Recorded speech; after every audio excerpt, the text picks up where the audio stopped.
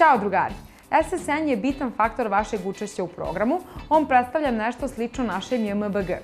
Svaki student mora posjedovati ovaj broj kako bi legalno radio i primao platu u Americi i kako bi mu se skidali porezi koji se nakon povratka moći da dobije nazad.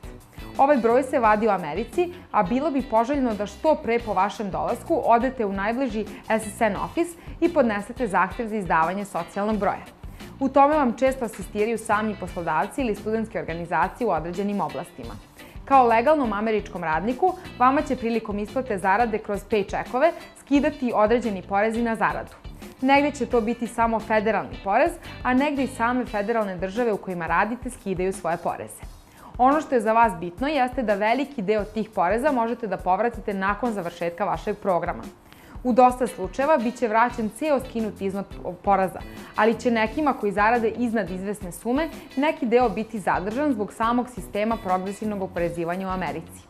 Proces povraćaja poreza počinje od januara naredne godine po vašem povratku, a sve što treba da uradite je da sačuvate poslednje paycheckove od svojih poslodavaca kod kojih ste radili i donesete ih u agenciju kad vas obavestimo da je vreme za to.